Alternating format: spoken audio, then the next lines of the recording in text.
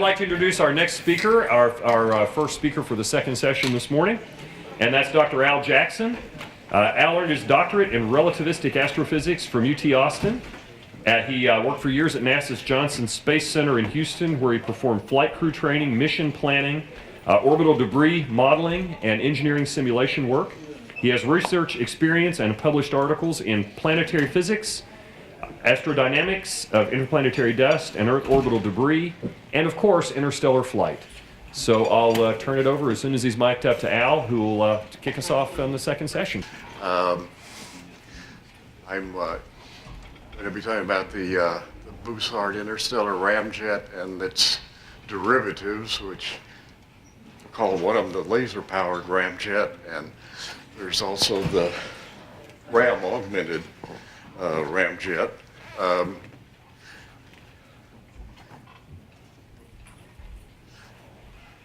The reason I'm interested in this is not whether we can do it. I'm interested in advanced technologies, and I'm interested in extraterrestrial civilizations that could do such a thing and could have the results be observable.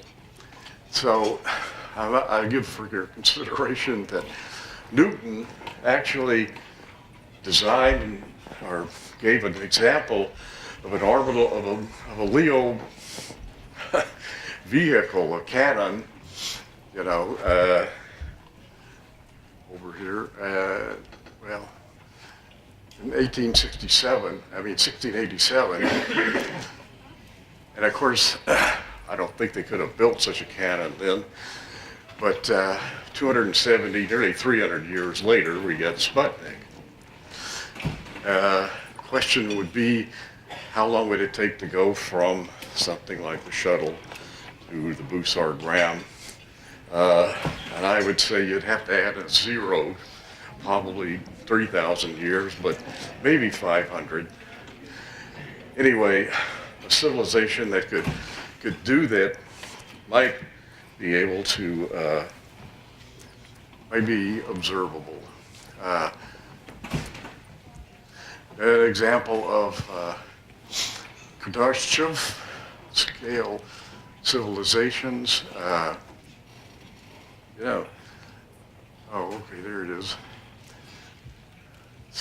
This one has the gradations, and I'm looking at something that goes from possibly being, if we were at zero, maybe to here, and certainly all the way up to K2 civilization. There's various things to look for. As Jim was saying yesterday, the beams of the systems that are propelling the ships may be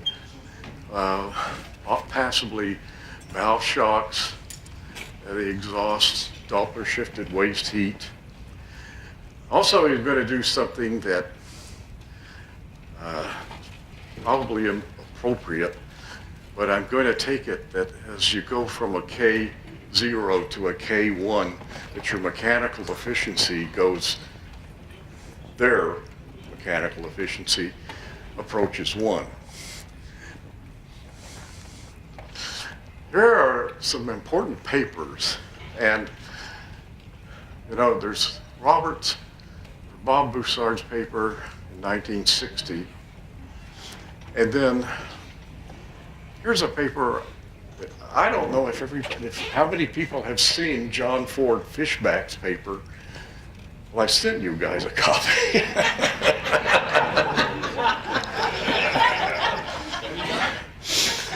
It was in Astronautica Octa, and if my email address is on there, and if anybody wants a copy, just email me and I'll send you a copy. I had to scan it in myself, but I don't see it referenced enough, and I'll get into that more.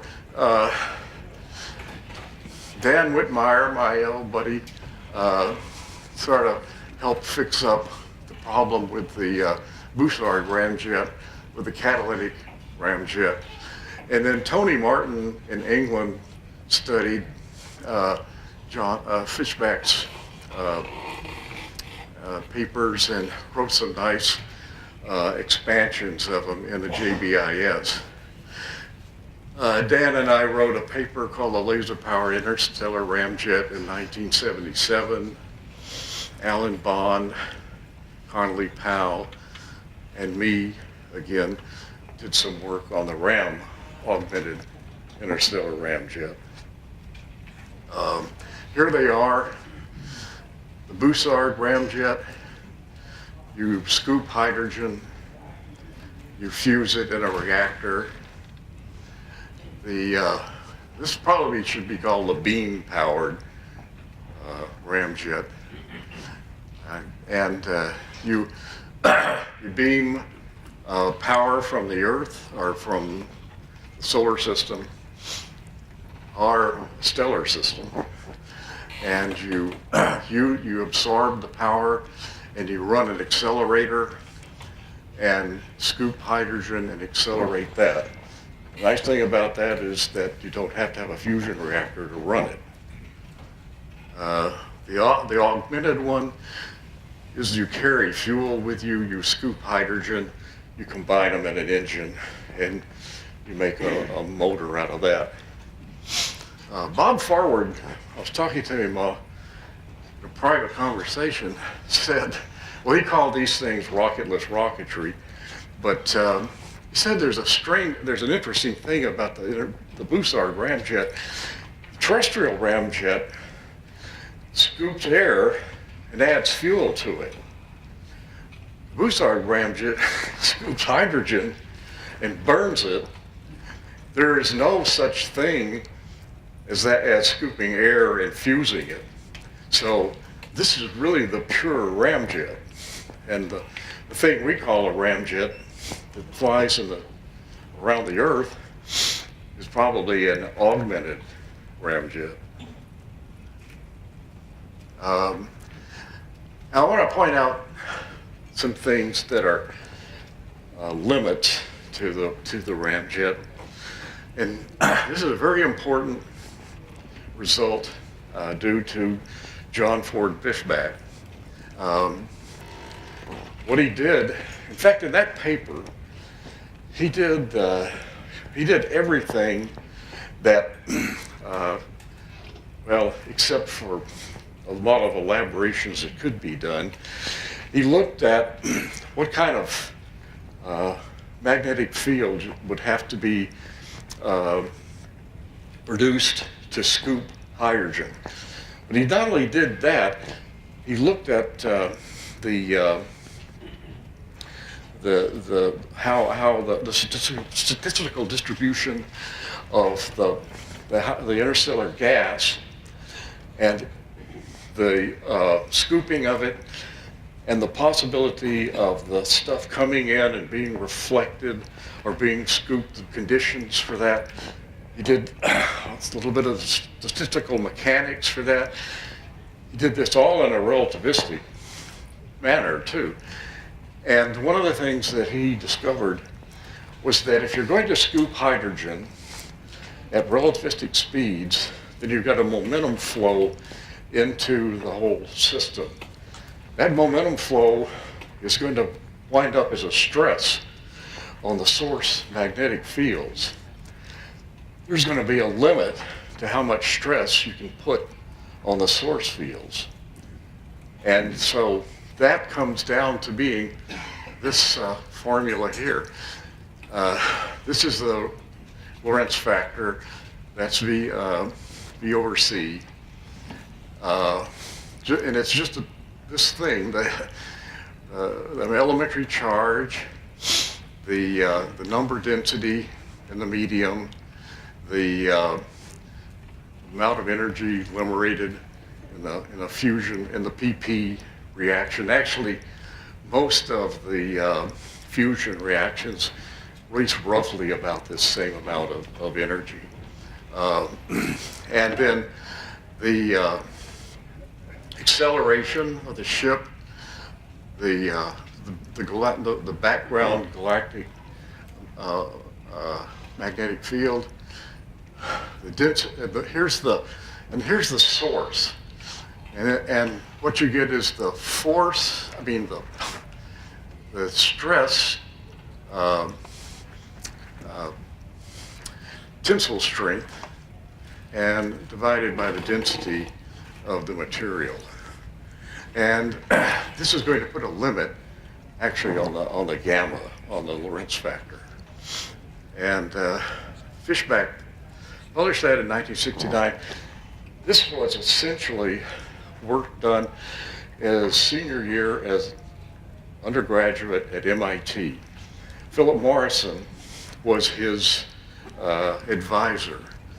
I finally caught up with Philip Morrison at Stanford in 1979 and asked him what had happened to John Ford Fischbach. Fischbach had gone out to Berkeley to work on his doctorate, and then Morrison told me he committed suicide. So this is probably the only paper that Fischbach ever published. So here's the results.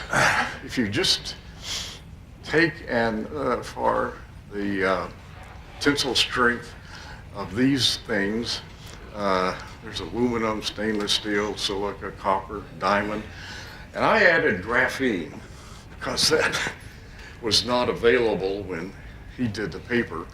And in fact, if you look at his paper, these numbers need some adjusting, and Tony Martin fixed up this table. Turns out that here are the limiting gamma, and here's the range that's implied. And so for diamond, actually one of the things about graphene is the tensile strength, or actually the bulk modulus of the material is like 130 gigapascals. And that is a huge number. But anyway, that still gives a limiting gamma of 6,000 and a range of about 6,000 light years, which are really pretty good numbers. Also showed that he had calculated the shape, actually the functional form of the magnetic field. Someone needs, I'm going to try to do it, to go back and calculate from the field what the sources are. Graphene is a ridiculous material. As I said, it's 130 gigapascals. It's got a thermal conductivity of this, and that's 10 to the 3 watts per meter degree Kelvin. It's got a great current carrying capacity and melting point of carbon. There's something called carbene, which is twice the strength of graphene, and I don't know a lot about it. This stuff has a areal density of about 10 to the minus 6 kilograms per square meter. So it doesn't mean that you can't accelerate past 1G, but if you go back, do the calculation, then you can accelerate for a little while. So here's ship proper time versus acceleration. When you get up here to it's roughly 10 years you can accelerate. You have to throttle back, and then you have to tail off the acceleration, and you can keep going as long as you want. Also, I looked at recently the instantaneous mechanical energy efficiency of this is the Bussard Ramjet. Here's the beam-powered ramjet, the one where you're scooping hydrogen and you're energizing it with a beam from planetary system. It has a tail off, but the ramjet is the one thing that just goes. It has an instantaneous energy efficiency. It goes to 1. You have to boost both of these up to a certain velocity before you can turn them on or they work. And that's one of the things that I thought about in the next slide, was that in all of the cases you use beamed energy to get them a boost up. The ramjet it really only has to be up around 30 kilometers a second, and it's roughly the same thing for this guy and this guy. And I kept by the way, this has got, all the ramjets seem to have this cow catcher on the front of them. And, I don't really quite know why they're all drawn that way, but I have a different idea about that. There's another limiting aspect when you're using a sail. Some guys, McInnes, in a book, Solar Sailing, has shown that there's a Lorentz Factor limit set by the cosmic background, microwave background. So here, for a sail of 100 kilometers in radius versus ship proper time, you have a limiting Lorentz factor. It's roughly, after about 10 years, the same as the gamma that busts your source on the Bussard Ramjet. One thing about that limiting gamma is that Lenora Christine couldn't have performed her flight as Paul Anderson wrote it.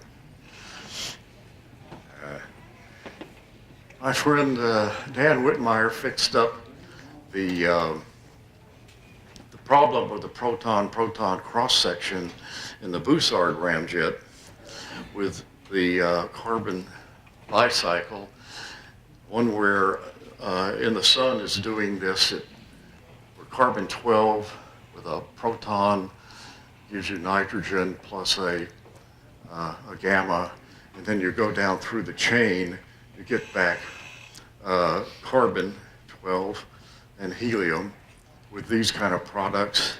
It's roughly the same energy production rate as PP, and I'm not sure how you use these in the rocket propulsion, but then I'm leaving that up to the K2 civilization.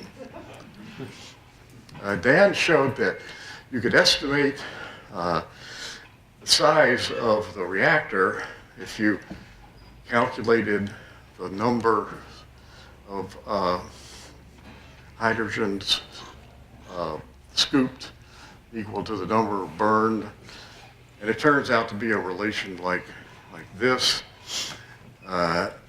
where this is the important factor. It's the reaction rate in ergs per gram per second of the CNO reaction, and that has this expression, very sensitive to temperature. So I calculated, let's see, okay, I calculated a reactor design with the input of acceleration mass, intake radius. Now, the gamma is going to be, this is running at this gamma, and I calculated the confining B field. This is a pretty large number, 572 Kelvin, on the basis that I estimated the strength from graphene. Turned out in this case, this is just an example, and it's something we couldn't even do, but I'm letting my K2 guys do it. Reactor at 100 keV.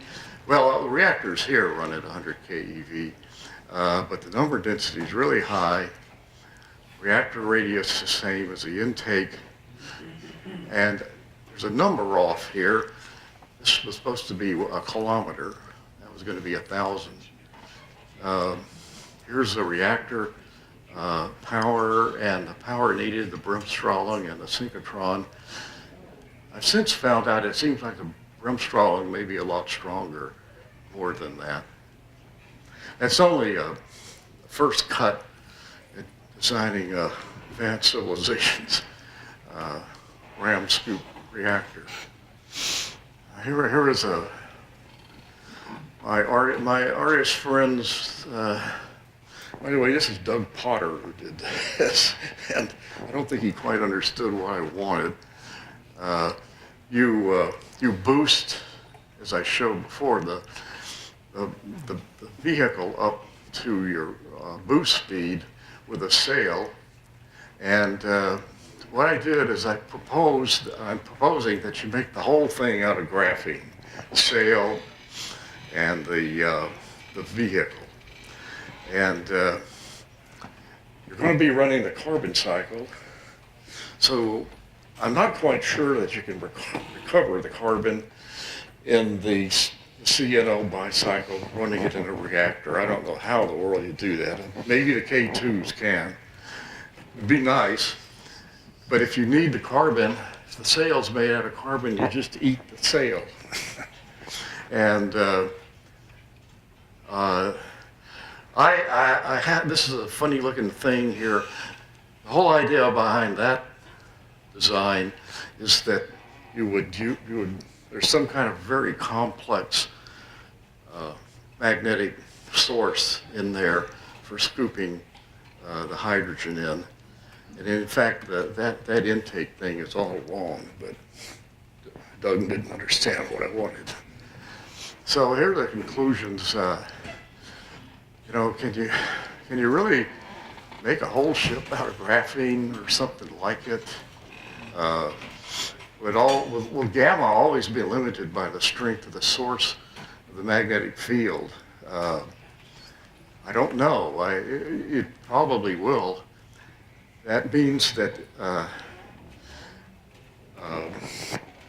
any observations of any ships in the interstellar medium are probably going to be Lorentz Factor limited. Does the CMB really limit the sail acceleration that much? Need to explore the RAM reactor more. What do you do about waste heat? You know, can you run the thing at 4,000 degrees Kelvin, the whole, for 100 years? Plasma density seems high to me. About a million other problems. Didn't even talk about instabilities and the nonlinear things that happen in a fusion reactor.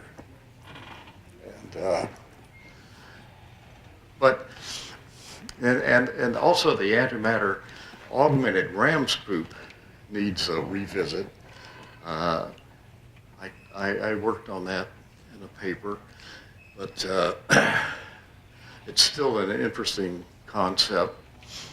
And then the SETI observables, you know, laser or beam power booster stations, can we see them? Is the waste heat beamed? Do ramjets decelerate in the atmospheres or high density regions? This, by the way, is a neutron star. It's not a ramjet.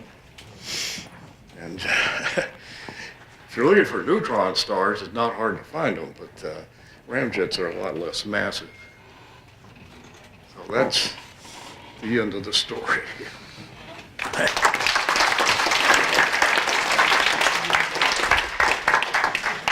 We do have time for a couple of questions, if there are any.